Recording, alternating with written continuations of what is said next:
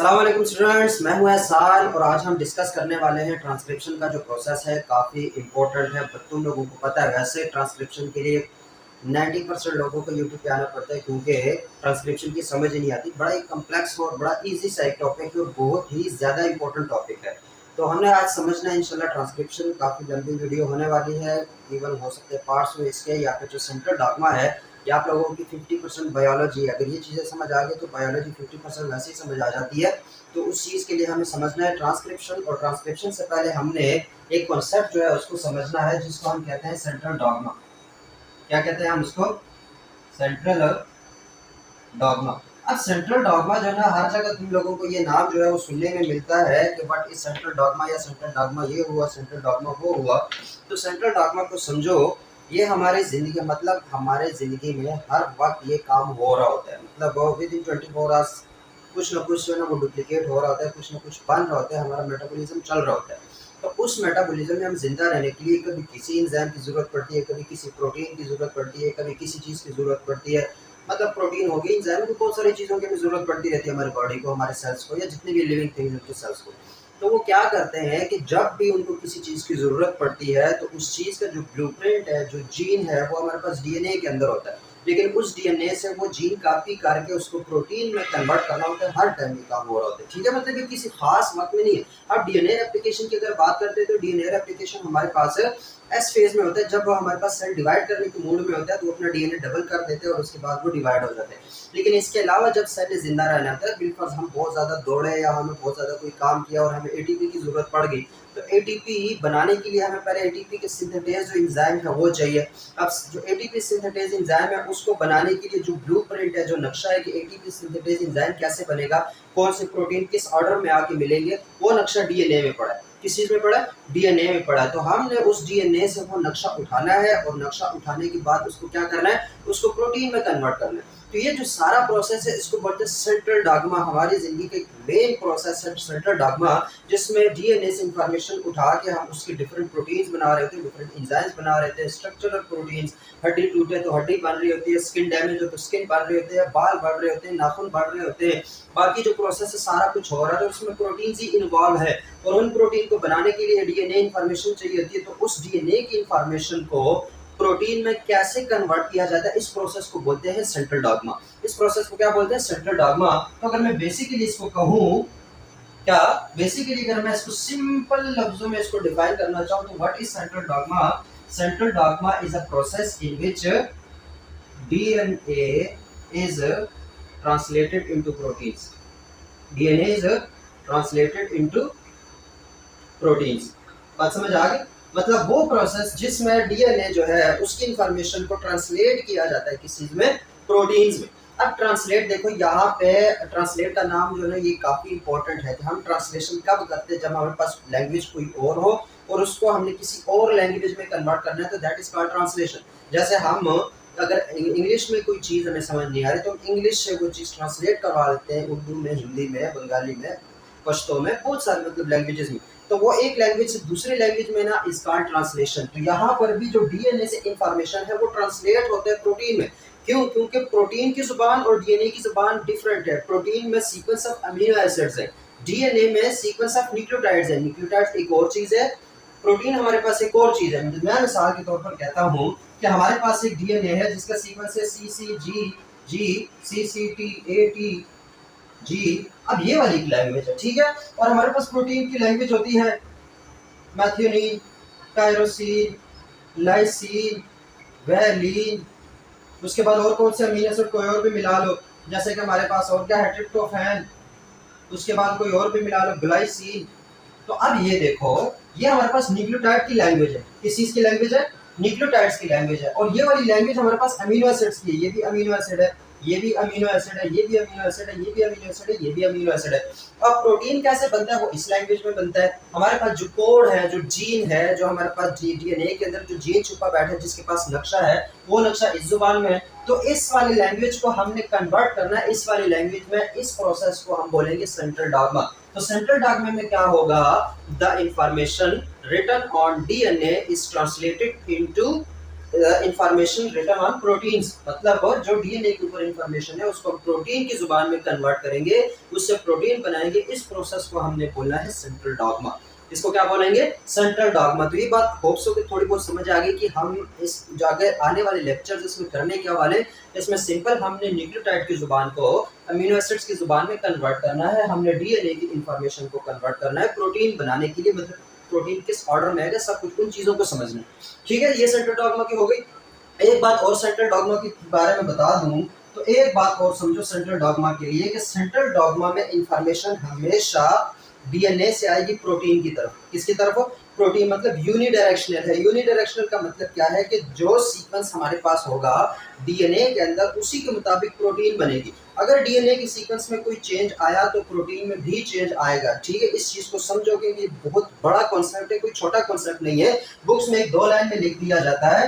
क्या मैं कहूंगा कि जो इंफॉर्मेशन फ्लो करेगा, इंफॉर्मेशन की जो फ्लो है, इंफॉर्मेशन फ्लो वो यूनिडायरेक्शनल है। तो वो क्या है? यूनिडायरेक्शनल, एक ही डायरेक्शन में फ्लो करता है। किस डायरेक्शन में? डीएनए से प्रोटीन में, डीएनए से प्रोटीन, इस डायरेक्शन में इंफॉर्मेशन जो है वो फ्लो करता है। कि जो इंफॉर्मेशन हमारे पास डीएनए में है वही इंफॉर्मेशन के मुताबिक प्रोटीन बनेगी। इंफॉर्मेशन यहाँ से यहाँ फ्लो करती है, यहाँ से यहाँ फ्लो नहीं करता, यूनिडायरेक्शनल है। दूसरे टर्म्स में मैं बता दूं तो अगर हमारे पास डीएनए में थोड़ी भी चेंजिंग हो जाए, डीएनए की सीक्वेंस में चेंजिंग हो जाए तो प्रोटीन का सीक्वेंस भी चेंज हो जाता है। और इसकी बेहतरीन एग्जांपल कई बार पढ़ चुके हो, सिकल सेल एनीमिया के डिजीज है, उसमें जस्ट एक न्यूक्लियोटाइड उस जीन में चेंज हो जाता है और उस चेंजिंग की वजह से एक न्यूक्लियोटाइड डीएनए के अंदर चेंज हुआ और उसकी वजह से पूरे के पूरे जो प्रोटीन थी उसकी शेप ही बदल गई। वो सिकल सेल हो गया, उसमें मतलब उसकी जो शेप है वो सिकल के टाइप होगी, दरांती की तरह हो गई। तो क्या कि डीएनए में चेंजिंग से प्रोटीन में चेंजिंग आ सकती है। लेकिन अगर प्रोटीन के जो हमारे पास कोई म्यूटेशन हो जाए जिसमें प्रोटीन का हमारे पास क्या हो, कोई अमीनो एसिड चेंज हो जाए, क्या हो जाए? चेंज है, तो वो वाला प्रोटीन तो डिस्टर्ब होगा, लेकिन अगला जो प्रोटीन उसी जीन से बनेगा वो फिर से सही बनेगा क्योंकि डीएनए के अंदर कोई चेंजिंग नहीं आई। सो दोबारा वो प्रोटीन ठीक बनेगा। दोबारा वो प्रोटीन क्या बनेगा? ठीक बनेगा। बेहतरीन मैं एग्जांपल बताता हूँ। तुम लोगों को कोई स्किन डैमेज होता है या तुम लोग बाल काटते हो या कोई स्किन खराब हो जाती है, तो स्किन खराब होने का मतलब क्या है कि वहां पे प्रोटीन का स्ट्रक्चर बिगड़ गया। क्या हुआ? प्रोटीन का स्ट्रक्चर बिगड़ गया। तो अब प्रोटीन का स्ट्रक्चर बिगड़ने से ये तो नहीं होगा कि अगली बार जो स्किन आएगी वो किसी और टाइप की होगी। अगली बार जो स्किन आती है, अगली बार जो हमारा जो जख्म है वो जब मुंदमिल होता है, वो भरता है, तो पुराने की तरह, जो पुरानी प्रोटीन थी डैमेज से पहले वाली, उस प्रोटीन की तरह हो जाती है, ना कि कोई और प्रोटीन। इसका मतलब क्या था कि आप देखो वो वाली प्रोटीन में चेंज, उसमें रप्चर आ गई, उसकी कई अमीनो एसिड, कई प्रोटीन उधड़ गया, अलग हो गई, वो प्रोटीन का स्ट्रक्चर डिस्टर्ब हो गया। लेकिन जो नया प्रोटीन उसकी जगह बना वो हमारे पास उसी ब्लूप्रिंट से बना जिससे पहले वाली प्रोटीन बनी थी। सो डीएनए में चेंजिंग से प्रोटीन चेंज हो सकते हैं, लेकिन प्रोटीन में चेंजिंग से डीएनए चेंज नहीं हो सकता। इंफॉर्मेशन हमारे पास क्या है? यूनिडायरेक्शनल है कि डीएनए से इंफॉर्मेशन आएगी हमारे पास कहाँ पे आएगी? हमारे पास प्रोटीन में आएगी। तो ये बात तो समझ आ गई है कि सेंट्रल डॉग्मा क्या है। सेंट्रल डॉग्मा में बेसिकली होता क्या है। अब हमने इसको थोड़ा बहुत देखना है। देखो सेंट्रल डॉग्मा में कई अंदर मतलब छोटे छोटे टॉपिक्स हैं, लेकिन जो मेन टॉपिक है सेंट्रल डॉग्मा के वो 2 है। कितने हैं? 2 हमारे पास सेंट्रल डॉग्मा के मेन टॉपिक्स हैं। एक हमारे पास है ट्रांसक्रिप्शन, एक क्या है हमारे पास? ट्रांसक्रिप्शन, और एक हमारे पास है ट्रांसलेशन। ट्रांसक्रिप्शन और ट्रांसलेशन। ट्रांसक्रिप्ट तो बनाए होंगे। ट्रांसक्रिप्शन का मतलब क्या होता है? किसी चीज को फोटोकॉपी कर लेना, किसी चीज की थोड़ी बहुत चेंजिंग के साथ क्या कर लेना? फोटोकॉपी कर लेना, दैट इज ट्रांसक्रिप्शन। और ट्रांसलेशन क्या है? ट्रांसलेशन उस चीज को ट्रांसलेट कर देना। तो 2 प्रोसेस हमारे पास सेंट्रल डॉग्मा में जो बहुत ज्यादा इंपॉर्टेंट है और हर बुक में हर जगह ये लोगों को मिलेंगे कि ट्रांसक्रिप्शन, ट्रांसलेशन, ट्रांसक्रिप्शन, ट्रांसलेशन। अब होते क्या है ट्रांसक्रिप्शन और ट्रांसलेशन? अगर मैं इनके डिफाइन कर लूं वैसे ही, मतलब अगर सिंपली बता दूं, बाकी तो मैं इसको बहुत डिटेल में समझने वाले इंशाल्लाह। पहले हमने ट्रांसक्रिप्शन देखना है। ट्रांसक्रिप्शन का मतलब क्या होगा? ट्रांसक्रिप्शन का मतलब है डीएनए का आरएनए में कन्वर्ट होना। ठीक है, यहाँ पे लैंग्वेज चेंज नहीं हुई। लैंग्वेज में थोड़ी बहुत, जैसे हमारे पास उर्दू के कई एक्सेंट्स है, पश्तो के कई एक्सेंट्स है, पंजाबी के कई एक्सेंट्स है, कई हमारे पास जो वर्ड्स हैं वो उसमें चेंज है, लेकिन ओवरऑल जो लैंग्वेज है वो चेंज नहीं हो रही। तो यहाँ पर भी ट्रांसक्रिप्शन में डीएनए कन्वर्ट हुआ आरएनए में, लेकिन फिर भी लैंग्वेज न्यूक्लियोटाइड्स वाली है। तो ट्रांसलेशन में क्या होगा? ट्रांसक्रिप्शन में डीएनए से आरएनए बनेगा। क्या बनेगा? आरएनए। ट्रांसलेशन में क्या होगा? ट्रांसलेशन में ये जो आरएनए बना था, इस आरएनए से बनेगा हमारे पास प्रोटीन वाला पूरा। क्या बनेगी? प्रोटीन। सेंट्रल डॉग्मा में हमने यही बात की कि डीएनए से प्रोटीन बनेगी। क्या स्टेप्स फॉलो करेंगे? पहले ट्रांसक्रिप्शन होगी, ट्रांसक्रिप्शन में हमारे पास डीएनए से आरएनए बनता है, जबकि ट्रांसलेशन में क्या होगा? ट्रांसलेशन में हमारे पास आरएनए से प्रोटीन बनेगी। ठीक है, तो हमारे अब मेन जो टॉपिक्स होने वाले हैं, एक ट्रांसक्रिप्शन है, एक ट्रांसलेशन है। ये सेंट्रल डॉग्मा के बारे में था। तो आज हम क्या पढ़ने वाले हैं? आज हम पढ़ने जा रहे हैं ट्रांसक्रिप्शन की। ट्रांसक्रिप्शन कैसे होती है, क्या भला है, क्या चीज है, पढ़ना क्यों लाजमी है। लेक्चर लंबा होने वाला है, कोई टेंशन नहीं, इजी होके जब तक सुन सकते हो सुनो, उसके बाद वीडियो पॉज करो, फिर अपना कोई एक्टिविटी कोई और करो, फिर आगे दोबारा से उसको देखो, नोट्स वगैरह उठाओ, नोट्स बनाओ, जो भी करो। लेकिन इस हमारे पास ट्रांसक्रिप्शन का जो प्रोसेस है, जो हमारे पास बाकी इस तरह के लेक्चर्स हैं, इनको कंसेप्चुअली बिठा लो। यहाँ पे रट्टा लगाने की जरूरत नहीं। अगर कॉन्सेप्ट समझ नहीं आएगा तो फिर रट्टा ही लगाना पड़ेगा, और उसमें भी पता नहीं है कि तुम लोग क्या चीज रट्टा लगा रहे हो और क्या नहीं लगाना और क्या लगाना है। ठीक है, तो उसमें हमने ट्रांसक्रिप्शन को अगर एक बार समझ आ गई तो उसके बाद इसको रट्टा लगाने की तो जरूरत नहीं है। इवन किसी बंदे को भी तुम लोग बायो में पछाड़ सकते हो, सिर्फ इस वजह से कि कॉन्सेप्ट पे स्ट्रांग है। तो हमारी यही कोशिश होती है कि आप लोगों के कॉन्सेप्ट स्ट्रांग करें, ना कि आप लोगों को रटा या कोई चीज़ बताएं, अच्छा ये चीज़ ये होती है। वो हर कोई सर्च कर सकता है, लेकिन उस चीज़ की जो कड़ियाँ हैं वो आपस में मिलानी है। कंसेप्ट जो है कि ये काम कैसे होता है, उस चीज़ को हमने समझना है। तो सबसे पहले हमने स्टार्ट करना है ट्रांसक्रिप्शन। किस चीज़ को स्टार्ट करना है हमने? ट्रांसक्रिप्शन को। होप हमारे पास जो सेंट्रल डॉग्मा है उसकी समझ आ गई है। अब हम जाने वाले हैं ट्रांसक्रिप्शन की तरफ। किसकी तरफ? ट्रांसक्रिप्शन की तरफ जाएंगे। ट्रांसक्रिप्शन हमारे पास मेन टॉपिक होने वाला है। थोड़ा बहुत मैंने बता दिया कि व्हाट इज ट्रांसक्रिप्शन, क्या है हमारे पास ट्रांसक्रिप्शन, बोलो जरा। ट्रांसक्रिप्शन हमारे पास डीएनए से बनेगा आरएनए। क्या बनेगा? डीएनए से आरएनए, दैट इज ट्रांसक्रिप्शन। अब इसकी थोड़ी सी बैकग्राउंड या ये चीजें जो है समझने से पहले कॉन्सेप्ट जो है उसको थोड़ा सा समझ लो। और वो कॉन्सेप्ट क्या है? बिल्कुल हमारे पास एक सेल है। क्या हमारे पास एक सेल है, उस सेल के अंदर न्यूक्लियस है। उस सेल के अंदर क्या है? न्यूक्लियस। और इस न्यूक्लियस के अंदर हमारे पास डीएनए पड़ा हुआ है। इस न्यूक्लियस के अंदर क्या पड़ा हुआ है? डीएनए पड़ा हुआ है। तो अब हमें प्रोटीन चाहिए, हमें कोई एंजाइम चाहिए यहाँ पे। कहाँ पे चाहिए? यहाँ पे, मतलब इस प्लाज्मा मेम्ब्रेन में, या इससे भी बाहर चाहिए, ब्लड के लिए चाहिए, कहीं पर भी चाहिए। लेकिन हमें एंजाइम बाहर के लिए चाहिए, न्यूक्लियस के लिए तो एंजाइम चाहिए ही। हमें एंजाइम यहाँ पे चाहिए। एंजाइम बनाने के लिए, जो प्रोटीन बनाने के लिए फैक्ट्रियां हैं, वो हमारे पास इधर राइबोसोम्स इधर कहीं लगे हुए हैं, इधर पड़े हुए हैं, एंडोप्लाज्मिक रेटिकुलम पे अटैच है ना, यानी ठीक है। लेकिन इंफॉर्मेशन हमारे पास कहाँ पड़ी है? इंफॉर्मेशन हमारे पास न्यूक्लियस के अंदर डीएनए में पड़ी हुई है। किसमें पड़ी हुई है? न्यूक्लियस के अंदर डीएनए में पड़ी है। तो अब ये सारे का सारा डीएनए उठ के बाहर तो नहीं ला सकते, न्यूक्लियस से साइज बड़ा, न्यूक्लियस से कैसे बाहर आए? ठीक है, तो ये तो डीएनए बाहर आएगा, उसके बाद राइबोसोम उसको ढूंढेंगे, फिर राइबोसोम उसके लिए वो प्रॉपर वो जीन ढूंढेंगे जो कि हमें रिक्वायर है, जिसकी प्रोटीन हमें रिक्वायर है। फिर उसके बाद ये कार्यक्रम, ये तो बड़ा मतलब अजीब मामला है। तो ये काम होता कैसे बेसिकली? उसके लिए हमें क्या करना पड़ता है कि अब ये फर्स्ट तुम लोगों को कोई भी चीज़ चाहिए, कोई रेसिपी चाहिए, या कोई चीज़ बनाने के लिए कोई फार्मूला चाहिए। ठीक है, और वो फार्मूला जो है वो किसी इंटरनेट में पड़ा हुआ है। ठीक है, इंटरनेट में। तो तुम लोग क्या करते हो? क्या तुम लोग पूरा इंटरनेट उठा के ले आते हो उस फार्मूले के लिए, या तुम लोग उस इंटरनेट को सर्च करते हो, उसमें जो फार्मूला है उस फार्मूले को कॉपी करते हो और उसके बाद अपनी चीज़ बना लेते हो? ऐसे ही करते हो, मतलब कॉपी किया जाता है एक असली चीज़ से, कॉपी उसी तरह की कॉपी बनाई जाती है, उस कॉपी से फिर अपना प्रोडक्ट बनाया जाता है। तो उसका फायदा क्या होगा कि वो जो असली चीज़ है वो अपनी जगह पे पड़ी है और आप लोगों ने अपना काम निकाल लिया। यही काम हमारे पास होता है यहाँ सेल के अंदर, कि जो ओरिजिनल जीन है हमारे पास डीएनए के अंदर वो अपनी जगह ही पड़ा हुआ है, लेकिन उस जीन की जब जब जरूरत होती है हम उसकी कॉपी करते हैं। अब हर टाइम हर जीन की जरूरत नहीं होती ना, कुछ जीन्स की किसी टाइम जरूरत होगी, कुछ जीन्स की किस टाइम जरूरत होती है, ये डिपेंड करता है। तो जिस जीन की हमें जब भी जरूरत होती है हम डीएनए के अंदर जाते हैं, डीएनए से वो जीन कॉपी कर लेते हैं, फिर वो कॉपी शुदा जो हमारे पास जीन है, जो जीन की कॉपी है, वो बाहर लाते हैं, बाहर आके उसको राइबोसोम्स में घुसेड़ देते हैं और वहां से इस प्रोटीन को बना लेते हैं। ये तो सेंट्रल डॉग्मा है। यहाँ पे वो जो जीन को कॉपी करने का तरीका है उसको कहते हैं ट्रांसक्रिप्शन।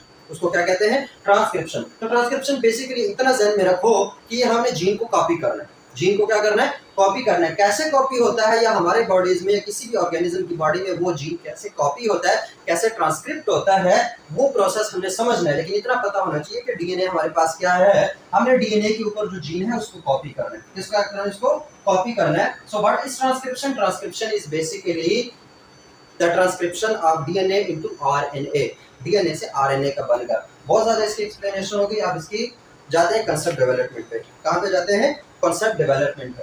तो ट्रांसक्रिप्शन जो है वो हमारे पास एक कंटिन्यूअस प्रोसेस है, मतलब हर वक्त कह रहा हूँ, मतलब ये सारा प्रोसेस जब भी होता है एक साथ होता है, लेकिन कॉन्सेप्ट को समझने के लिए अपनी खातिर, अपनी कन्वीनियंस के लिए हम क्या करते हैं, हम उसको 3 स्टेजेस में डिवाइड कर देते हैं, ठीक है।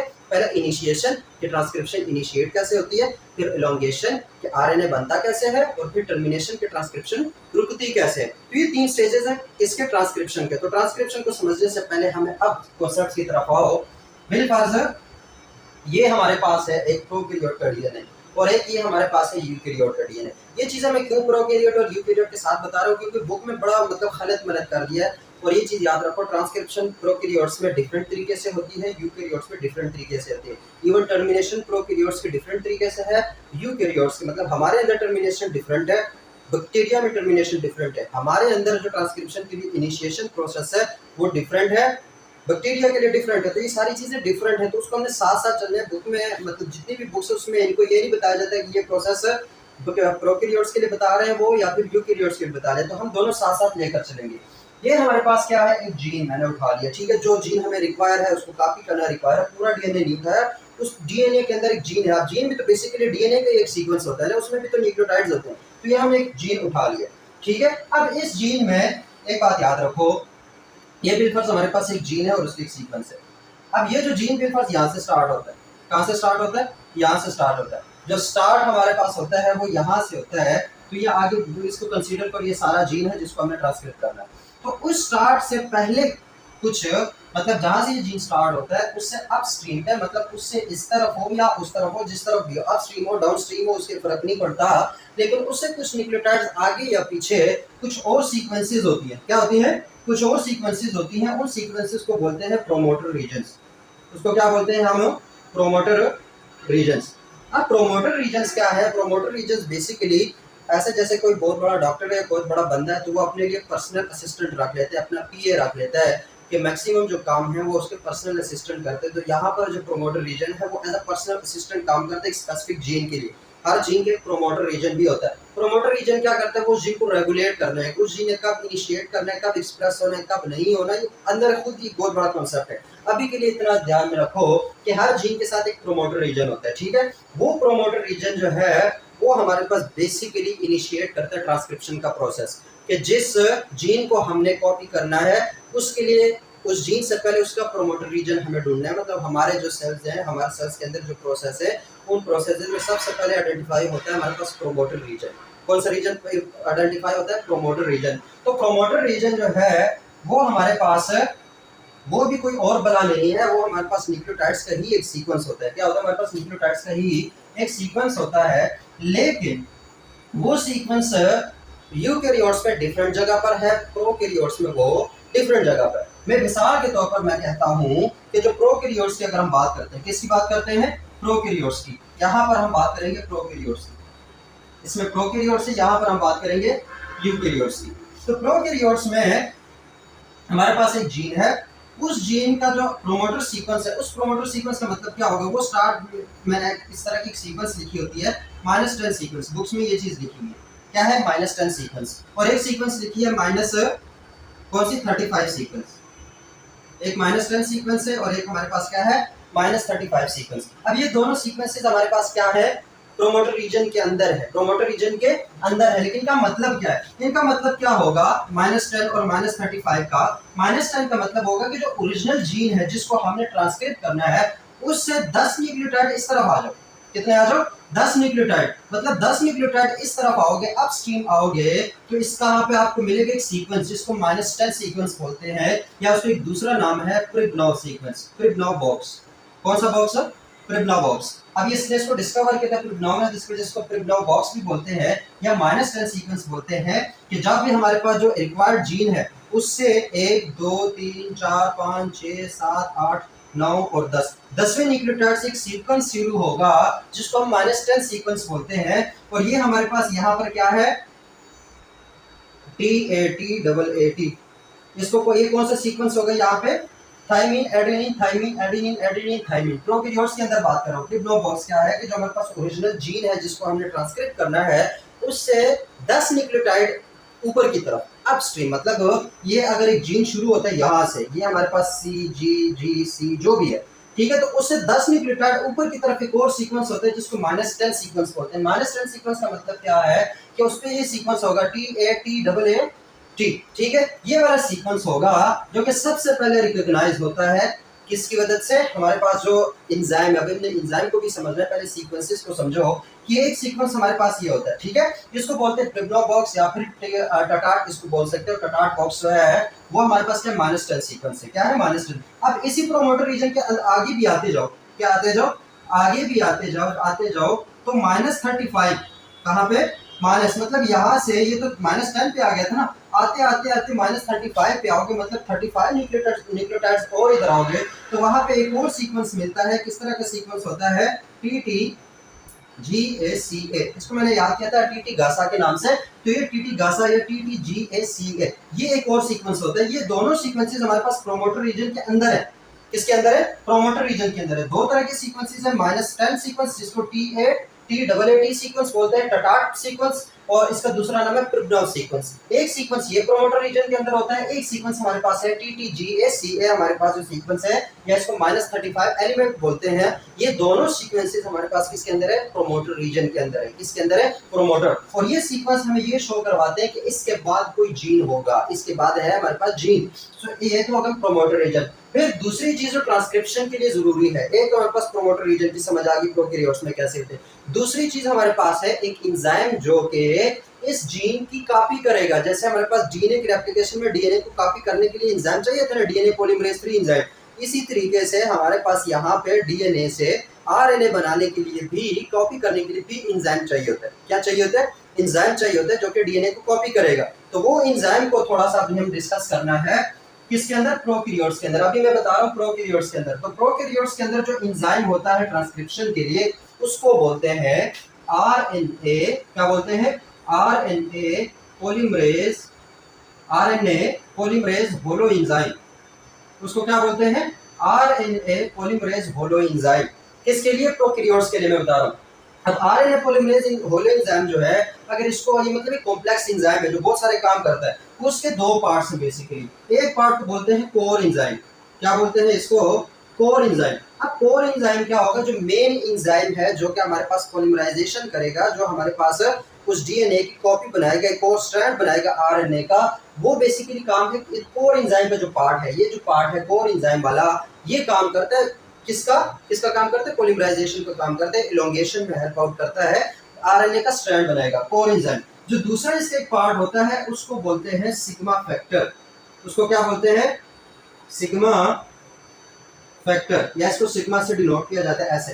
ये जो सिग्मा फैक्टर है बेसिकली इस एंजाइम का ये जो पार्ट है सिग्मा फैक्टर या सिग्मा सब यूनिट इसको बोल सकते हो, क्या बोल सकते हो, सिग्मा सब यूनिट। ये जो सिग्मा सब यूनिट है ये असल में प्रोमोटर सीक्वेंस को आइडेंटिफाई करके उसके साथ बाइंड करता है। क्या करता है, अब जैसे ये हमारे पास क्या है, उसने पहले ये -35 वाला सीक्वेंस आइडेंटिफाई किया, आइडेंटिफाई करते हैं। अब उसको पता चल गया कि यार अगर ये वाला सीक्वेंस है तो इससे आगे हमारे पास टार्ट बॉक्स भी मिलेगा, मतलब -10 सीक्वेंस मिलेगा। उसने ये आइडेंटिफाई किया, फिर ये आइडेंटिफाई किया, ये दोनों आइडेंटिफाई हो गए। तो अब इसको पता चल गया कि अगले 10 न्यूक्लियोटाइड्स के बाद हमारे पास क्या होगा, जीन होगा जिसको हमने कॉपी करना है। तो हमारे पास जो सिग्मा फैक्टर है प्रोकैरियोट्स के अंदर या सिग्मा सब यूनिट है, वो आके बाइंड कर जाता है with promoter region, with what, with promoter region of the gene. Promoter region के साथ बाइंड कौन करता है, हमारे पास सिग्मा सब यूनिट जो है। आरएनए पॉलीमरेज होलो एंजाइम जो है उसके दो पार्ट्स हैं, एक को बोलते हैं कोर एंजाइम, दूसरे को बोलते हैं सिग्मा सब यूनिट। दोनों मिलकर होलो एंजाइम बना रहे, क्या बना रहे, होलो एंजाइम। लेकिन उसमें जो सिग्मा फैक्टर है वो असल में आके प्रोमोटर सीक्वेंस पे बाइंड करता है, उस पूरे एंजाइम को उठा के बाइंड कर देता है प्रोमोटर सीक्वेंस के साथ। यहाँ पे ये देखो ये प्रोमोटर सीक्वेंस है, बिल्कुल ये रेड वाला क्या है हमारे पास, प्रोमोटर सीक्वेंस। तो प्रोमोटर सीक्वेंस पे आके एंजाइम को ये कर देते हैं, ये हमारे पास एंजाइम है कोर एंजाइम बेसिकली, ठीक है, कोर एंजाइम। तो ये जो सिग्मा फैक्टर है वो इसको बाइंड कर देता है इस प्रोमोटर सीक्वेंस के साथ। किसके साथ बाइंड कर देता है, प्रोमोटर सीक्वेंस के बाद। अब ये जो बाइंडिंग है हमारे पास प्रोमोटर सीक्वेंस की, किसकी, प्रोमोटर सीक्वेंस के साथ बाइंडिंग किसकी हो रही है, सिग्मा सब यूनिट की हो रही है। तो उसके 10 न्यूक्लियोटाइड के बाद अब इस वाले कोर एंजाइम को पता है कि मैंने क्या करना है, मैंने आरएनए बनाना है, मैंने क्या करना है, मैंने आरएनए बनाना है। ये हो गया। उसके बाद हमारे पास क्या होगा कि कोर एंजाइम को थोड़ा सा समझो। कोर एंजाइम में क्या होगा, कोर एंजाइम में बेसिकली और हमारे पास सब यूनिट्स हैं, मतलब ये ओवरऑल एक कॉम्प्लेक्स एंजाइम है ना, कौन सा, आरएनए पॉलीमरेज होलो एंजाइम जो है उसमें सिग्मा फैक्टर की तो हमें समझ आ गई कि ये हमारे पास प्रोमोटर सीक्वेंस के साथ बाइंड होता है, किसके साथ, उसको आइडेंटिफाई भी करता है, उसके साथ बाइंड भी होता है। बाइंडिंग के साथ कोर एंजाइम के अंदर कुछ हमारे पास सब यूनिट्स है, उसमें से 2 अल्फा है, क्या हमारे पास 2 अल्फा सब यूनिट्स है, 2 हमारे पास बीटा है, एक ये बी और एक बीटा प्राइम इसको कह सकते हैं। 2 अल्फा है, 2 बीटा है और एक हमारे पास ओमेगा है, क्या है, ओमेगा। मतलब ये अलग से सेम यूनिट्स है, ये भी यूनिट्स है और ये भी यूनिट्स है, ठीक है, ये एक यूनिट है, ये 2 है और ये 1 है, ये तीनों मिलकर हमारे पास बनाते हैं कोर एंजाइम को। किसको बनाते हैं, कोर एंजाइम। सो अगर एमसीक्यू आया कि which one of the following is not the part of core enzyme, उसमें अल्फा भी हो, बीटा भी हो, ओमेगा भी और सिग्मा भी हो, तो आप लोगों को पता होना चाहिए कि सिग्मा जो है वो कोर एंजाइम का पार्ट नहीं है, वो किसी चीज का वो अलग से एक सब यूनिट है जो कि असिस्ट कर रहा है आरएनए पॉलीमरेज को। किसको ये असिस्ट कर रहा है, आरएनए पॉलीमरेज को। सो ये alpha alpha beta beta prime और ओमेगा, इसमें से ये जो है ये हमारे पास क्या कर रहे हैं, ये जो 4 है अल्फा अल्फा बीटा और बीटा प्राइम, ये बेसिकली हमारे पास आरएनए की एक्सटेंशन कर रहे हैं, मतलब हमारे पास डीएनए से आरएनए यही बनाएंगे। लेकिन ये जो ओमेगा है थोड़ा इलांगेटेड शेप का होता है, ये इन सारों को आपस में जोड़े रखता है, मतलब alpha alpha alpha beta beta prime और सिग्मा जो है इन सब को आपस में जोड़ी रखता है कौन, ओमेगा सब यूनिट जो है, कौन सा वाला, ओमेगा सब यूनिट। तो जैसे ही बाइंडिंग होती है तो बाइंडिंग के बाद ये जो सिग्मा फैक्टर है या जो सिग्मा सब यूनिट है आरएनए पॉलीमरेज का, वो रिलीज हो जाता है। वो क्या हो जाता है, वो रिलीज हो जाता है, और उसके रिलीज होना इस बात की निशानदेही है कि इसके बाद हमने अब करना है क्या चीज है, अब हमने इलोंगेशन करनी है। मतलब इनिशिएशन फेज प्रोकैरियोट्स में कैसे हुआ, इनिशिएशन मतलब पहला फेज जो है उसमें क्या हुआ कि जो सिग्मा सब यूनिट है आरएनए पॉलीमरेज होलो एंजाइम का, उसने डिटेक्ट किया प्रोमोटर रीजन को, प्रोमोटर रीजन के दोनों साइड्स को, -35 वाले को भी और -10 वाले को भी, और उसको आइडेंटिफाई किया, उसके साथ बाइंड किया, जो हमारे कोर एंजाइम है वो उस डीएनए के ऊपर उसने चिपका दिया। चिपकाने के बाद क्या करेंगे, ये सिग्मा जो फैक्टर है, अब ये -10 पे इसने क्या किया था, बाइंड हुआ था, उसके बाद ये इसको लेकर जाएगा +1 पे। +1 का मतलब क्या है कि हमारे पास ये जो -10 सीक्वेंसेस है उसके 10 न्यूक्लियोटाइड और आगे जाएगा, और आगे क्यों जा रहा है, क्योंकि असल एंजाइम तो वहां से शुरू हो रहा है ना, ये जो -10 सीक्वेंसेस का तो मतलब यही था कि असल एंजाइम से 10 न्यूक्लियोटाइड पीछे है, हमारे पास प्रोमोटर रीजन होगा, क्या होगा, प्रोमोटर रीजन। तो फिर उसके 10 न्यूक्लियोटाइड ये आगे जाते हैं और वहां पे एक साइट होती है जिसको बोलते हैं ट्रांसक्रिप्शन, क्या बोलते हैं, ट्रांसक्रिप्शन स्टार्ट साइट, उसको क्या बोलते हैं, ट्रांसक्रिप्शन स्टार्ट साइट या फिर TSS, ठीक है। तो वो +1 रीजन पे होता है, तो ट्रांसक्रिप्शन स्टार्ट साइट को आइडेंटिफाई करने के बाद रिलीज हो जाता है, वो क्या हो जाता है, रिलीज हो जाता है। उसके बाद सारा काम करना होता है कोर एंजाइम में, किसने करना होता है, कोर एंजाइम में। तो ये तो हो गया हमारे पास इनिशिएशन इन प्रोकैरियोट्स के। प्रोकैरियोट्स में इनिशिएशन कैसे हो सकती है, अब होप सो मतलब अब जो पॉली एंजाइम है या जो हमारे पास प्रोमोटर है उसको मुझे एक्सप्लेन करने की जरूरत नहीं है, अभी मैं सिर्फ बताऊंगा कि यूकैरियोट्स में ये काम कैसे होता है। अब यूकैरियोट्स में इस चीज को समझो, हमने इनिशिएशन हमारे पास मेन टॉपिक है, सारे कॉन्सेप्ट्स की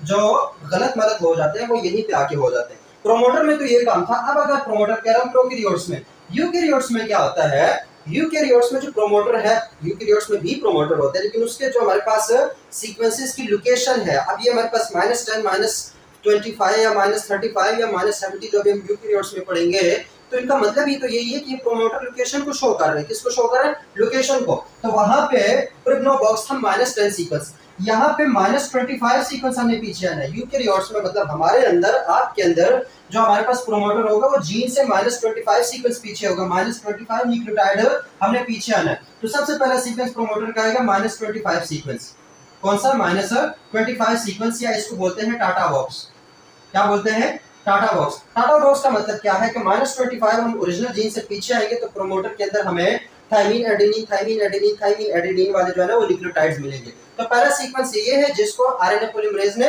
डिटेक्ट करना है। दूसरा सीक्वेंस होगा -70 सीक्वेंस, इसको क्या बोलते हैं, -70 सीक्वेंस या फिर CAAT box, CAAT CAAT box इसको बोलते हैं, ठीक है। तो यहाँ पे टाटा बॉक्स और कैट बॉक्स क्या है, -70 मतलब ओरिजिनल जीन से -70 न्यूक्लियोटाइड्स अपस्ट्रीम आओगे तो वहां पे आपको सीक्वेंस मिलेगा, कौन सा वाला, CAAT मतलब साइटोसिन एडेनिन एडेनिन थाइमिन। तो वो सीक्वेंस ये शो करता है कि यहाँ से हमने अब डाउनस्ट्रीम जाना है, उधर तरफ जाना है, मतलब अगर ये -70 इधर है तो इधर आएगा तो कहीं पे -25 मिलेगा, इधर आएगा तो +1 मिलेगा और इससे आगे उसको जीन मिलेगा।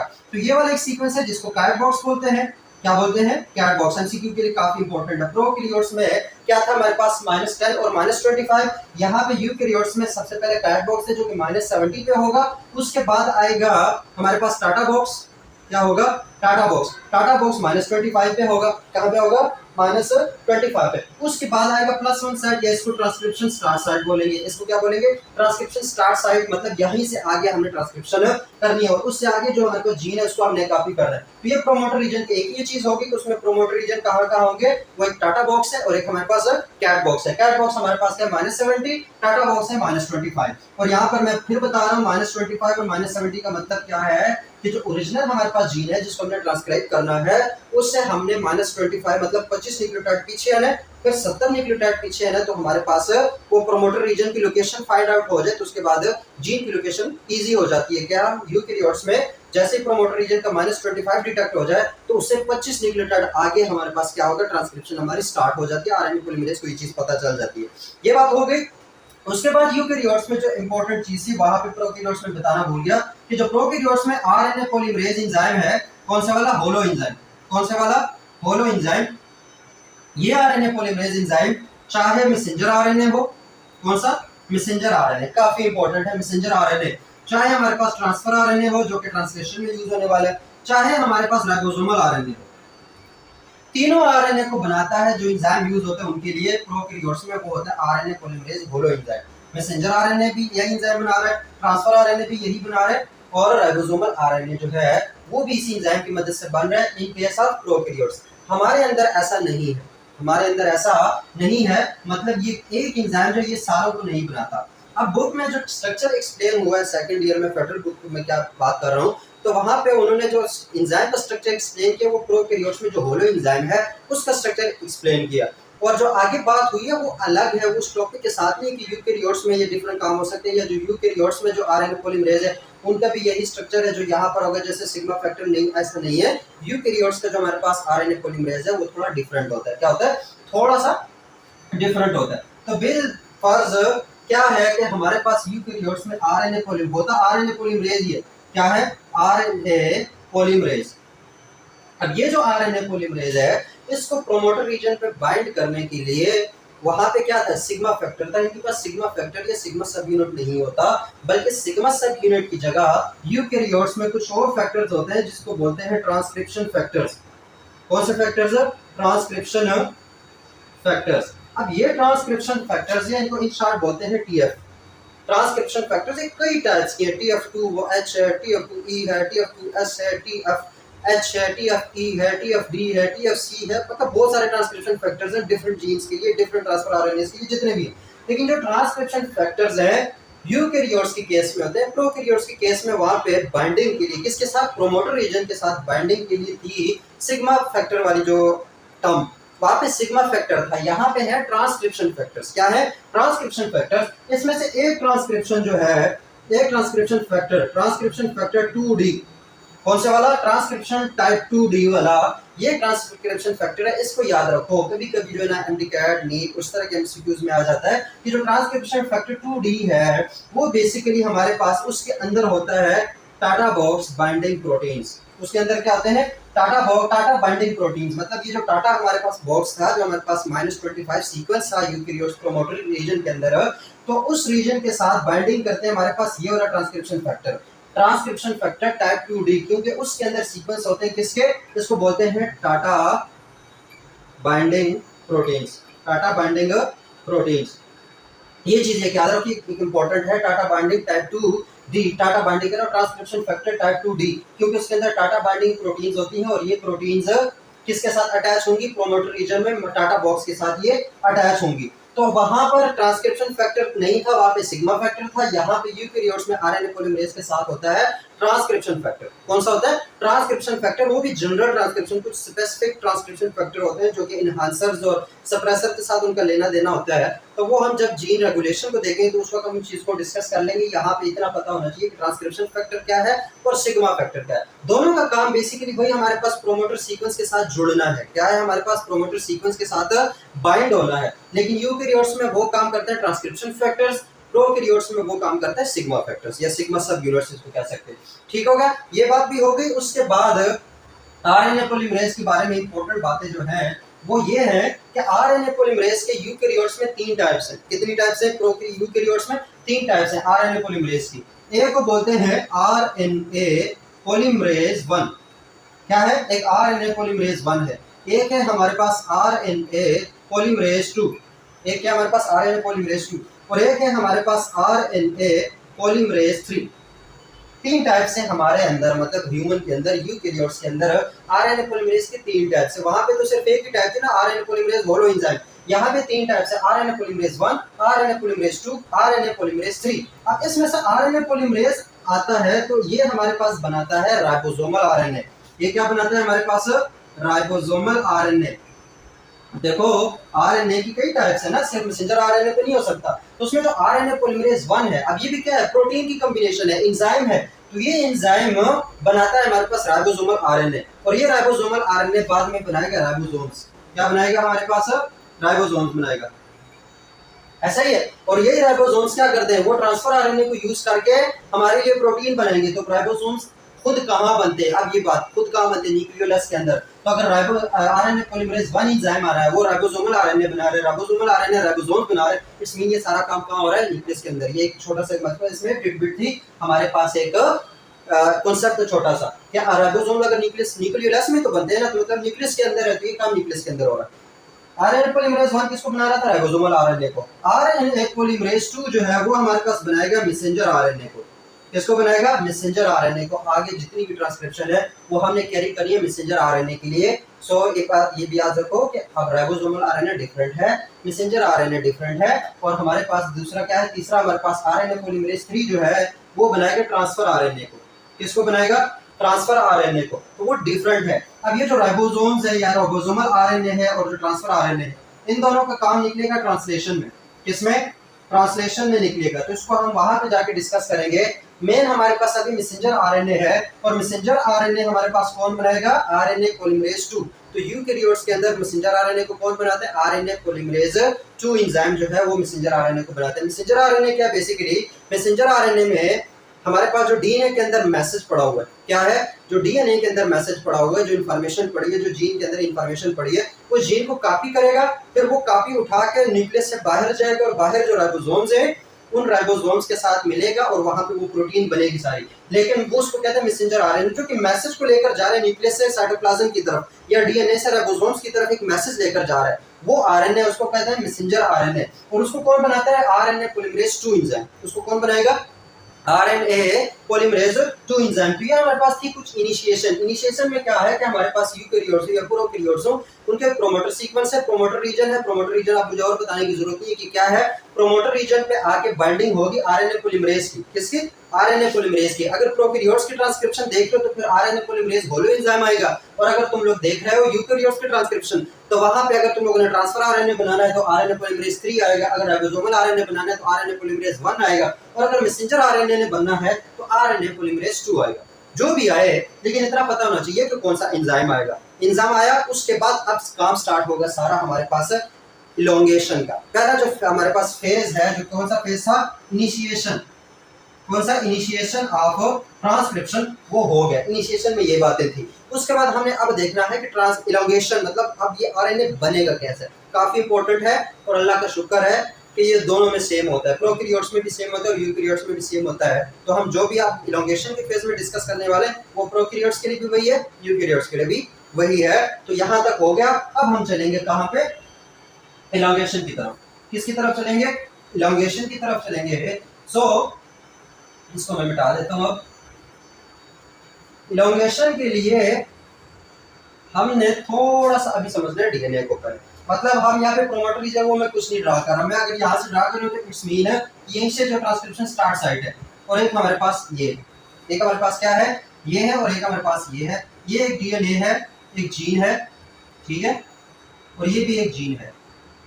ये भी क्या है? हमारे पास एक जीन है। यहाँ से ये डीएनए है, मतलब ये आपस में क्या है? डीएनए। और ये भी क्या है? हमारे पास डीएनए है। ये भी क्या है? अब ये हमने डीएनए को खोला हुआ, जैसा भी ट्रांसक्रिप्शन होनी है तो बिलफर्ज मैं कहता हूँ कि ये हमारे पास 5 प्राइम है और ये हमारे पास क्या होगा? 3 प्राइम। तो ये हमारे पास ये वाला 3 प्राइम होगा और ये वाला 5 प्राइम होगा, मतलब डीएनए डबल स्ट्रैंडेड है तो डबल स्ट्रैंडेड, एक हमारे पास पैरेलल है, दूसरा उसका एंटी पैरेलल है। अगर एक 5 प्राइम है तो दूसरा 3 प्राइम है। और ये चीज हम कंप्लीटली डिस्कस कर चुके हैं कि 5 प्राइम और 3 प्राइम का मतलब क्या है। जाके डीएनए का स्ट्रक्चर उठा के देख लो, वहां पे कंप्लीटली ये चीज हमने बहुत टाइम लगा के ये चीज समझी है कि 3 प्राइम का मतलब क्या होगा जब हमारे पास हाइड्रोक्सिल ग्रुप की बात हो रही होती है। 5 प्राइम का मतलब कि दूसरे सिरे में जो फास्फेट ग्रुप की बात होती है, क्योंकि वो 5वें नंबर पर है तो वो 5 प्राइम है। हाइड्रोक्सिल ग्रुप तीसरे नंबर पे है तो वो हमारे पास 3 प्राइम है, तो वो 3 प्राइम 5 प्राइम, ये चीज हो गई हमारे पास। अब जो एंजाइम है, चाहे वो आरएनए पॉलीमरेज 1 2 3 है या वो आरएनए पॉलीमरेज होलो एंजाइम है, मतलब प्रोकैरियोट्स हैं या यूकैरियोट्स हैं, उसकी कुछ कैरेक्टरिस्टिक्स हैं। पहली कैरेक्टरिस्टिक्स, जैसे ट्रांसक्रिप्शन साइट पे लग जाता है तो उसके बाद अब डीएनए की जब रेप्लिकेशन हो रही थी तो उस वक्त एंजाइम आया था गायरेज। कौन सा जाइरेज एंजाइम था, वो आया था। हेलिकेज एंजाइम आया था, जो single cell binding protein C, single cell कह रहा हूँ, single stranded binding protein C, वो आई थी। तो उन्होंने वो सारा काम किया था। जाइरेज ने इसको अनबाइंड किया था, हेलिकेज ने इसको खोल दिया था। सिंगल जो प्रोटीन्स है हमारे पास बाइंडिंग प्रोटीन्स, तो वो बाइंडिंग प्रोटीन्स वो यहाँ पे अटैच हो गई थी ताकि आपस में जुड़े नहीं। तो उसमें डिफरेंट एंजाइम इन्वॉल्व थे। यहाँ पे सारे का सारा काम सिर्फ आरएनए पॉलीमरेज ही कर रहा है, मतलब उसको डीएनए को अनबाइंड भी कर रहा है, क्या कर रहा है, अनवाइंड भी कर रहा है। डीएनए को उसके बेस पेयर को ब्रेक भी कर रहा है, मतलब उसको काट रहा है कैंची की तरह। हेलिकेज का भी काम कर रहा है और इवन आपस में उसको जुड़ने भी नहीं दे रहा। क्या कर रहा है, उसको स्टेबलाइज भी कर रहा है, उसको जुड़ने भी नहीं दे रहा। और इस तरीके से हमारे पास एक फोर की फॉर्म हो जाती है, हमारे पास बबल बन जाता है जिसको बोलते हैं ट्रांसक्रिप्शन बबल। ये हमारे पास क्या है, एक ट्रांसक्रिप्शन बबल है। ट्रांसक्रिप्शन बबल का मतलब क्या, कि वो रीजन जहां पे ट्रांसक्रिप्शन होगी उस रीजन का डीएनए खुल जाता है और वो एक बबल की शेप में आ जाता है, जिसको ट्रांसक्रिप्शन बबल बोलते हैं। तो ये ट्रांसक्रिप्शन बबल हमारे पास बन गई। और इसमें ये क्या है 5, तो ये हमारे पास क्या होगा 5 एंड, और ये क्या होगा हमारे पास 3 एंड। इसी तरीके से ये हमारे पास 3 एंड है तो ये हमारे पास क्या होगा 5 एंड। ये चीज समझ आ गई। अब बिलफर्ज वहां पे डीएनए के रेप्लिकेशन में हमने देखा था कि जो डीएनए पॉलीमरेज को प्राइमर की जरूरत पड़ती थी, यहाँ पर उसको प्राइमर की भी जरूरत नहीं पड़ रही। किसमें, आरएनए पॉलीमरेज में प्राइमर की भी जरूरत नहीं है, लेकिन काम उसी तरीके से करते हैं। आरएनए पॉलीमरेज जो है वो भी एट 3 प्राइम या जो हमारे पास 3 प्राइम है हाइड्रोक्सिल ग्रुप, सिर्फ वहां पे एडिशन कर सकता है किसी इसकी न्यूक्लियोटाइड्स की। न्यूक्लियोटाइड्स के एडिशन कहां पे कर सकेगा, सिर्फ 3 प्राइम पे कर सकता है। 5 प्राइम पे वो एडिशन नहीं कर सकता। जैसे डीएनए पॉलीमरेज था वो भी सिर्फ 3 प्राइम पे एडिशन कर सकता था, मतलब जो प्राइमर का 3 प्राइम था, जो थर्ड हाइड्रोक्सिल ग्रुप वाला रीजन था, उस वाले न्यूक्लियोटाइड को एडिशन करके अगला न्यूक्लियोटाइड, उसका अगला न्यूक्लियोटाइड, अगला न्यूक्लियोटाइड, वो काम डीएनए पॉलीमरेज का भी वही काम है। और ये भी एडिशन कर सकते हैं 3 प्राइम एंड पे, किस चीज पे, 3 प्राइम एंड पे ही एडिशन करेगा। सो सबसे पहले आप देखो, ये हमारे पास एक रेप्लिकेशन कह रहा हूं, ट्रांसक्रिप्शन बबल जो है वो बन चुकी है। तो उसमें जो हमारे पास आएगा ना आरएनए पॉलीमरेज एंजाइम, वो आरएनए पॉलीमरेज इन 2 स्ट्रैंड में से एक स्ट्रैंड को रीड करेगा। क्या करेगा, रीड करेगा। किस वाले स्ट्रैंड को ये रीड करेगा, जिसकी डायरेक्शन होगी 3 to 5, जिसकी डायरेक्शन क्या होगी 3 to 5। अब ये स्ट्रैंड है, इसकी डायरेक्शन है 3 और इस 5 की तरफ जा रहा है, इसकी डायरेक्शन है 5 और ये 3 की तरफ जा रहा है। तो ये जो हमारे पास आरएनए पॉलीमरेज है वो रीड करेगा फ्रॉम 3 to 5 प्राइम। अब इस चीज को समझो, ट्रांसक्रिप्शन प्रोसेस में जो आरएनए पॉलीमरेज है वो स्ट्रैंड को रीड करेगा from 3 to 5, from 3 prime to 5 prime. जबकि वो सिंथेसाइज करेगा, मतलब बनाएगा, सिंथेसाइज करेगा फ्रॉम 5 to 3, मतलब वही डीएनए पॉलीमरेज वाले काम ही हो रहा है। लेकिन यहाँ पे क्या होगा, रीड क्या करेगा 3 to 5। तो ये जो 3 to 5 जा रहा है, क्या जा रहा है, ये 3 to 5 जो जा रहा है इसको इस तरफ रीड करेगा। जबकि बनाएगा हमारे पास 5 to 3, क्या बनाएगा 5 to 3। चीज को समझो। अब ऐसे तो समझ नहीं आ रही, एक बार इसको थोड़ा सा और हम इजी करके बनाते हैं। ये 2 स्ट्रैंड है, ठीक है। इसमें से एक स्ट्रैंड जो है वो हमारे पास एग्जैक्ट वो कॉपी है, वो सीक्वेंस है जिसको हमने कॉपी करना है, जिसको हमने क्या करना है, कॉपी करना है। तो आरएनए पॉलीमरेज जिस स्ट्रैंड के साथ बाइंड करता है, मतलब इस स्ट्रैंड के साथ बाइंड किया ना, उस स्ट्रैंड को बोलते हैं टेम्पलेट स्ट्रैंड। उसको क्या बोलते हैं, टेम्पलेट स्ट्रैंड। और टेम्पलेट स्ट्रैंड या इसके एक और नाम है एंटीसेंस स्ट्रैंड, एंटीसेंस स्ट्रैंड। इस चीज को समझो कि ये काफी इंपॉर्टेंट कॉन्सेप्ट है, ठीक है। जिस स्ट्रैंड के साथ आरएनए पॉलीमरेज बाइंड कर रहा है उसको कहते हैं एंटीसेंस स्ट्रैंड या फिर टेम्पलेट स्ट्रैंड। क्या बोलते हैं, टेम्पलेट। और उसी के ऑपोजिट इसके साथ नहीं ना बाइंड करना, इसको बोलेंगे कोडिंग स्ट्रैंड। इसको क्या बोलेंगे, कोडिंग स्ट्रैंड, ठीक है। या इसका दूसरा नाम है सेंस स्ट्रैंड, अब ये चीज काफी अजीब सी है ना, मतलब ये टेम्पलेट ये है, नक्शा ये है, इसके मुताबिक वो काम करेगा, कोडिंग वो है, मतलब जो हमें चाहिए सीक्वेंस वो ये वाला है, और बाइंड कर रहे हैं हमारे पास जो आरएनए पॉलीमरेज वो इस वाले स्ट्रैंड के साथ। तो ऐसा क्यों है, इस चीज को थोड़ा सा समझो।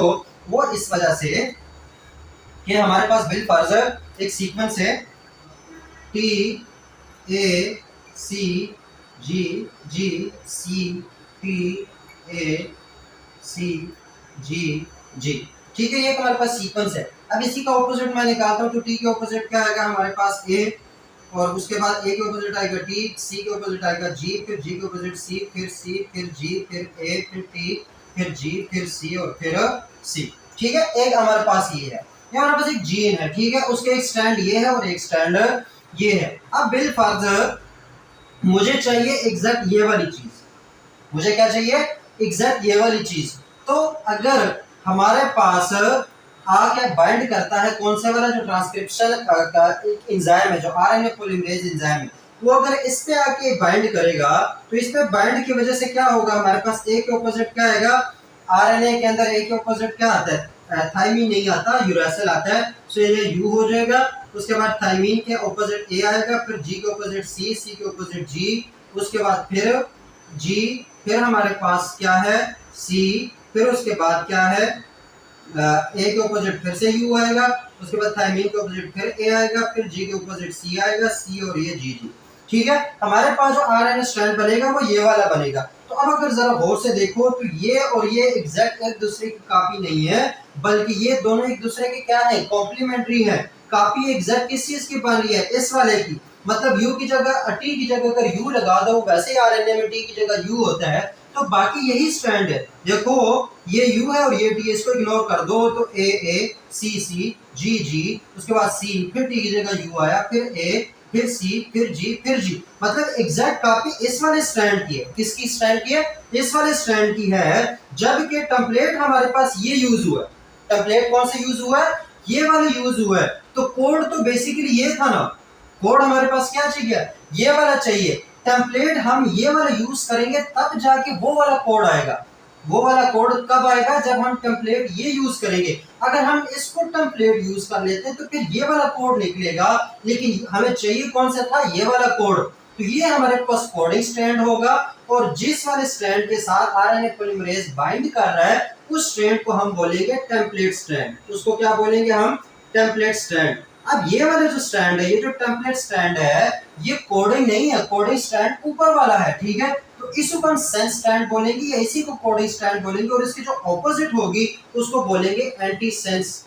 उसको क्या बोलेंगे, एंटी सेंस स्ट्रैंड या फिर टेम्पलेट स्ट्रैंड। तो इस कॉन्सेप्ट को थोड़ा सा दिमाग में बिठा लो कि टेम्पलेट स्ट्रैंड और एंटी सेंस स्ट्रैंड दोनों एक ही चीज के दो नाम है। इसी तरह कोडिंग स्ट्रैंड और सेंस स्ट्रैंड जो है वो एक ही चीज के दो नाम है, एक ही स्ट्रैंड के दो नाम है। पता होना चाहिए कि कोडिंग स्ट्रैंड कौन सा है, और ये पता होना चाहिए कि हमारे पास एंटी सेंस स्ट्रैंड कौन सा है। अब ये चीज हो गई। अब आते हैं हम इसके तरफ, ये जो हमने ट्रांसक्रिप्शन की बात की थी, इसमें ये चीज इंपॉर्टेंट थी, ये चीज बतानी जरूरी थी। अब आ जाए वापस इधर, तो अब वापस आ जाए, ये हमारे पास क्या है, 3 प्राइम, ठीक है, 3 प्राइम। तो जो आरएनए पॉलीमरेज है वो रीड करेगा इस तरफ से।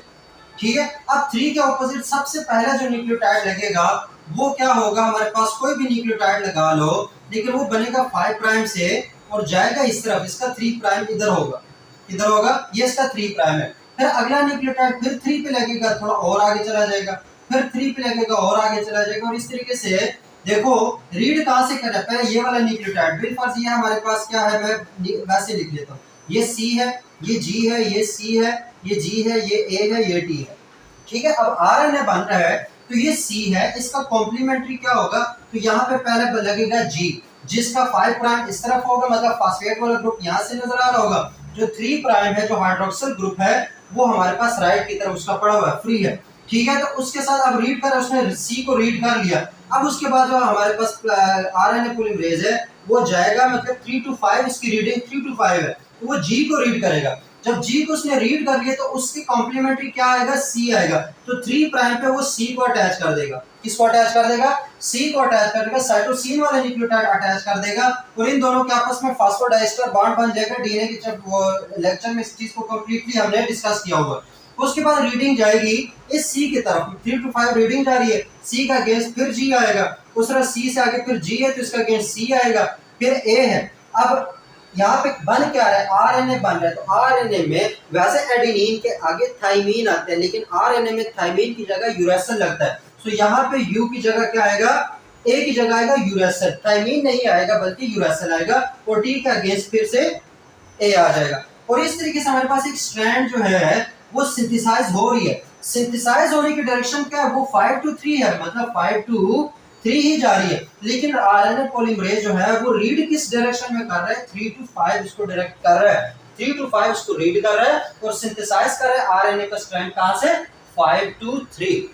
तो ये करता जाएगा करता जाएगा करता जाएगा यहां तक के टर्मिनेशन फेज ना आ जाए। तो ये हमारे पास सिंपली इलॉन्गेशन है, ये आगे बढ़ता जाएगा और ये जो हमारे पास आरएनए है वो बाहर आता चला जाएगा, मतलब ये आगे जैसे जैसे हमारे पास ये फोर्क खुलता जाएगा, जितना जीन है उतना तक ये जाएगा, पीछे से ये बंद होते जाएंगे और ये जो आरएनए है वो बाहर आता जाएगा, क्या होता जाएगा, बाहर आता जाएगा, मतलब ये चीज बाहर आ रही है, वहां पर एप्लीकेशन वो जो हमारे पास ट्रांसक्रिप्शन बबल है वो खुल रहा है, आगे फिर इलॉन्गेशन हो गई, थोड़ा सा आरएनए और बाहर आ गया, फिर ये वाले दोबारा से जो फोर्क है वो बंद हुई, अगला जो फोर्क है डीएनए की जो जीन का अगला पार्ट है वो खुल गया और इस तरीके से पूरा आरएनए जो है वो बन गया, पूरा आरएनए क्या हुआ, बन गया है। डायरेक्शन क्या थी रीडिंग की, 3 to 5 की, सिंथेसिस किस डायरेक्शन में हो रही है, 5 to 3 डायरेक्शन में हो रही है, 5 to 3 डायरेक्शन में सिंथेसिस हो रही है। कब तक होगी, जब तक वहां पे टर्मिनेशन का सीक्वेंस ना जाए, टर्मिनेटर रीजन ना जाए, तब तक ये हमारे पास इलॉन्गेशन हो रही होगी। अब ये देखो ये वाला जो स्ट्रैंड है ये एग्जैक्ट यही चीज होगी, ठीक है, क्योंकि ये भी कॉम्प्लीमेंट्री, इसके कॉम्प्लीमेंट्री ये भी और इसके कॉम्प्लीमेंट्री ये भी है, तो ये और ये आपस में एग्जैक्ट एक जैसे होंगे। अगर ये जी है तो ये भी जी होगा, इसको मैं इधर ही लिख देता हूँ, ये सी है ना तो इसके अगेंस्ट जी है, ये जी है इसके अगेंस्ट सी है, ये सी है इसके अगेंस्ट जी है, ये जी है इसके अगेंस्ट सी है, ये ए है इसके अगेंस्ट यहाँ पे थाइमीन है और ये थाइमीन इसके अगेंस्ट ए है। अब आरएनए के अंदर एग्जैक्ट यही सीक्वेंस है, सिर्फ थाइमीन की क्या आया हुआ है, यूरेसिल आया, वो आरएनए की खुसूसियत है कि वहां पे आप देखो इसमें और इसमें बहुत बड़ा फर्क है, एक तो यूरेसिल का फर्क है, दूसरा ये हमारे पास डीएनए का स्ट्रैंड है तो ये डीऑक्सीराइबोज है, इसमें जो शुगर है वो डीऑक्सी है, आरएनए के अंदर जो शुगर आएगा वो राइबोज शुगर होगा, इस चीज को याद रखो, कौन सा शुगर होगा, राइबोज शुगर है, तो एक और ये डिफरेंस है। और ये आरएनए हमारे पास जो मैसेंजर आरएनए बन रहा है इसको फिलहाल हम इसको मैसेंजर आरएनए नहीं कह रहे, इसको इस वक्त हम कहेंगे हेटेरोन्यूक्लियर आरएनए। मैसेंजर आरएनए क्यों इसको नहीं कहना, वो हमें जब पोस्ट ट्रांसक्रिप्शन मॉडिफिकेशन देखेंगे तो हमें पता चल जाएगा इसको क्यों उस वक्त हम मैसेंजर आरएनए नहीं कहते। सो ये हमारे पास आरएनए बन रहा है और ये चीज बन रही है यहाँ तक कि टर्मिनेशन की जो फेज है वो आ जाए, जब टर्मिनेशन का फेज आ जाए यहाँ पे इलॉन्गेशन हमारे पास हो जाती है कंप्लीट। इलॉन्गेशन इसी तरीके से होती है, इसमें जो मेन इंपॉर्टेंट टॉपिक्स है कि कोडिंग स्ट्रैंड कौन सा है, एंटी कोडिंग स्ट्रैंड या फिर एंटी सेंस स्ट्रैंड कौन सा है, और उसकी इलॉन्गेशन किस डायरेक्शन में होती है, रीडिंग किस डायरेक्शन में होती है। तो एक बात और बता दूं कि बाकी सारे काम तो जो आरएनए पॉलीमरेज है वो खुद कर रहा था, हेलिकेज का काम भी कर रहा था, जेरेज का भी काम कर रहा था, प्राइमेज का भी काम कर रहा, सारे काम खुद कर रहा है, लेकिन डीएनए पॉलीमरेज के अंदर एक और खुसूसियत होती है डीएनए प्रूफ रीडिंग की, वो खुसूसियत आरएनए पॉलीमरेज के अंदर है या नहीं है, इस चीज पे अभी भी रिसर्च चल रही है, अभी भी कुछ कंफर्म नहीं है। तो ये चीज एक जो है ना अभी रिसर्च में जो काम है वो भी साथ बता दूं कि अभी उस चीज पर रिसर्च हो रही है कि हमारे पास आरएनए पॉलीमरेज के अंदर डीएनए जो प्रूफ रीडिंग की एबिलिटी वो है या नहीं है, तो उस चीज पर रिसर्च जारी है, बाकी सारे काम ये अपने खुद कर रहा है। ये हो गया हमारे पास ये चीज बिलफर्ज आ गई। अब हम जाएंगे हम टर्मिनेशन फेज की तरफ, किस फेज की तरफ जाएंगे, टर्मिनेशन फेज की तरफ जाएंगे। टर्मिनेशन फेज में प्रोकैरियोट्स में डिफरेंट होती है, अब देखो इलॉन्गेशन तो दोनों में सेम थी, टर्मिनेशन भी प्रोकैरियोट्स में डिफरेंट है, यूकैरियोट्स में डिफरेंट है। प्रोकैरियोट्स में जो टर्मिनेशन है उसमें दो तरीके हैं, या तो रो डिपेंडेंट है या रो इंडिपेंडेंट है, दो तरीकों से टर्मिनेशन होती है, दोनों में बता देता हूँ। प्रोकैरियोट्स में फिर से बता रहा हूँ, किसमें, प्रोकैरियोट्स में, तो प्रोकैरियोट्स में दो तरह की टर्मिनेशन हो सकती है, मतलब दो तरीके से ये जो एंजाइम है ये इस डीएनए से जुदा होगा, या तो रो डिपेंडेंट है, क्या है हमारे पास रो डिपेंडेंट, रो क्या है, एक प्रोटीन है हमारे पास, या तो रो डिपेंडेंट टर्मिनेशन होगी या फिर रो इंडिपेंडेंट टर्मिनेशन, इसको हम इंट्रिंसिक टर्मिनेशन भी बोलते हैं, इंट्रिंसिक टर्मिनेशन। इस चीज को समझो, रो डिपेंडेंट इजी है, रो डिपेंडेंट क्या है हमारे पास, बिलफर्ज ये डीएनए है, ठीक है, उस पे हमारे पास आरएनए जो पॉलीमरेज है वो एंजाइम अटैच हुआ और ये यहाँ से आरएनए निकल रहा है। क्या निकल रहा है? आरएनए निकल रहा है। तो इस आरएनए के 5 प्राइम पे, कहां पे? 5 प्राइम पे। ये वाला कौन सा आएगा? 5 प्राइम। ये तो सिंथेसिस हो रही थी ना यहाँ पे, तो ये जो पहले बाहर आ गया 5 प्राइम है। इसी 5 प्राइम पे एक प्रोटीन होता है जिसको हम रो प्रोटीन बोलते हैं। वो रो प्रोटीन इसके अलॉन्ग जा रहा होता है ऐसे ऊपर, ठीक है, जा रहा होता है, जा रहा होता है, जा रहा होता है। जैसे ही उसको टर्मिनेशन की सीक्वेंस मिलती है, वो यहाँ से क्या करता है कि इस वाले जो आरएनए पॉलीमरेज है उसको मार देता है मुक्का, उसको धकेल देता है, उसको बाहर कर देता है, उसको अलग कर लेता है, उसको डिसोसिएट कर लेता है। इस आरएनए पॉलीमरेज को इस डीएनए से डिसोसिएट कर लेता है। डिसोसिएशन से क्या होगा? ये मैसेंजर आरएनए कट होकर बाहर आ जाएगा और ये आरएनए पॉलीमरेज निकल जाएगा और हमारे पास हो जाएगी टर्मिनेशन। ये सिंपल रो डिपेंडेंट टर्मिनेशन थी। रो इंडिपेंडेंट टर्मिनेशन क्या है? उसमें भी सीक्वेंसेस का रोल है। किस चीज का रोल है? सीक्वेंसेस का। जो इंट्रिंसिक है, जो रो इंडिपेंडेंट टर्मिनेशन है, उसमें क्या होता है कि हमारे पास बेसिकली कुछ इन्वर्टेड रिपीट्स होती है। इस चीज को समझो, क्या है? Inverted repeats. इसको इन शॉर्ट बोलते हैं आईआर। ये सीक्वेंस अंदर मतलब कुछ सीक्वेंसेस जो इन्वर्टेड है। अब इन्वर्टेड रिपीट्स कैसे होंगे? जैसे मैं कहता हूँ कि ये जी जी सी सी है, फिर कुछ न्यूक्लियोटाइड्स हैं, उसके बाद फिर सी सी जी जी है। तो आप देखो जी जी सी सी जी जी, ये है इन्वर्टेड रिपीट्स। अभी ये हमारे पास एक स्ट्रैंड के अंदर है। दूसरे स्ट्रैंड के अंदर हमारे पास होगा ये सी सी जी जी, फिर कुछ न्यूक्लियोटाइड्स, फिर क्या होगा? जी जी सी सी। तो अब अगर देखो तो ये इन्वर्टेड है, जी जी सी सी जी जी सी सी सी सी जी जी सी सी जी जी। इस तरह के जो रिपीट्स होते हैं उसको बोलते हैं inverted repeats, IR, inverted repeats. तो अगर इनके दरमियान हमारे पास ये न्यूक्लियोटाइड्स ना हो, मतलब जी जी सी सी जी जी हो, सी सी जी जी सी सी, तो फिर उसको पैलिंड्रोमिक सीक्वेंसेस बोलते हैं। आगे वो बायोटेक्नोलॉजी में बहुत इंपॉर्टेंट है। यहाँ पे इन्वर्टेड रिपीट्स इस तरह के, मतलब ये कोई हमारे पास डीएनए सीक्वेंस है जिसमें इस तरह का सीक्वेंस आ जाए, इस तरह के रिपीट्स आ जाए, जी जी सी सी सी सी जी जी सी सी जी जी सी सी, मतलब इसको और आगे बढ़ाते जाओ। तो जब इसकी हमारे पास होगी क्या चीज? इसके हमारे पास होती है ट्रांसक्रिप्शन। मतलब ये सी सी है, इसके मैं ट्रांसक्रिप्शन ऐसे कर लेता हूँ कि हमारे पास आरएनए बन रहा था, ये सारा आरएनए बन गया और यहाँ पे आ गया। अब ये सी सी है, क्या है? सी सी है। तो इसके ऑपोजिट जो यहाँ पे आएगा वो क्या आएगा? जी जी, ठीक है, क्या आएगा? जी जी। फिर उसके बाद सी सी का ऑपोजिट जी जी आ गया और जी जी के ऑपोजिट क्या आएगा? सी सी। ये आ गया। उसके बाद कुछ क्या है हमारे पास? न्यूक्लियोटाइड्स है, कोई न्यूक्लियोटाइड्स है। उसके बाद ये दोबारा से क्या होगा? ये हमारे पास होगा दोबारा से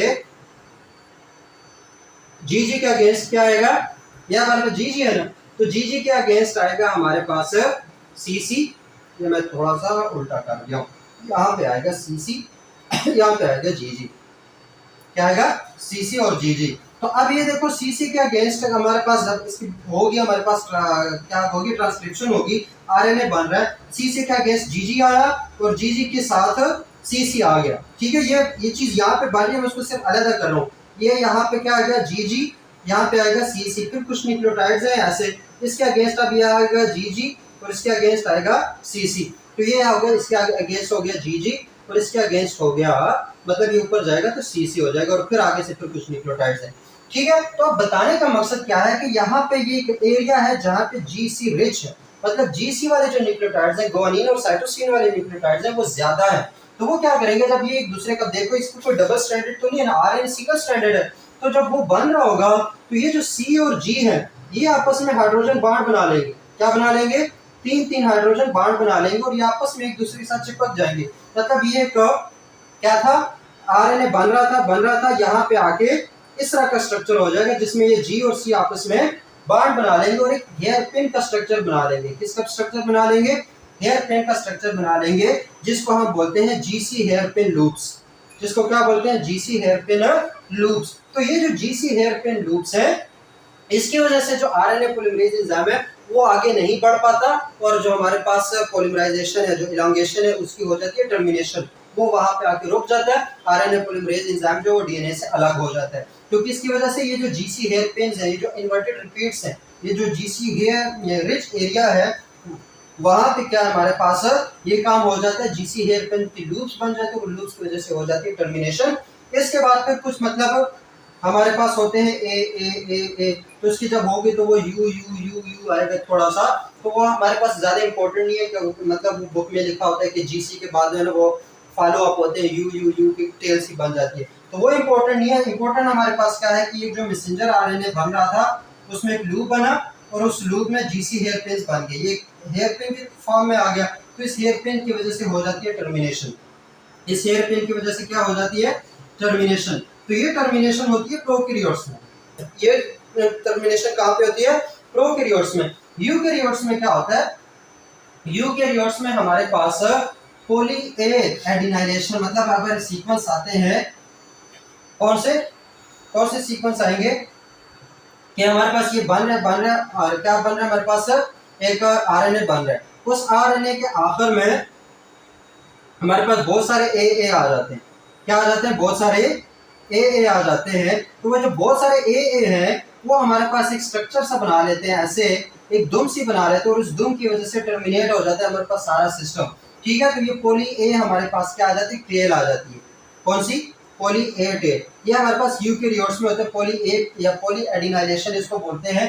तो उसका कॉन्सेप्ट हमारे पास यूकैरियोट्स में, प्रोकैरियोट्स में हमारे पास इन्वर्टेड रिपीट्स या जीसी हेयर पिन का कॉन्सेप्ट ज्यादा इंपॉर्टेंट है, जो कि जीसी हेयर पिन लूप्स बनाता है और वो लूप्स की वजह से टर्मिनेशन हो जाती है। उसका दूसरा नाम है इंट्रिंसिक टर्मिनेशन या फिर रो इंडिपेंडेंट टर्मिनेशन। जबकि रो डिपेंडेंट टर्मिनेशन में रो प्रोटीन्स होती है, उसकी वजह से टर्मिनेशन कॉज होती है।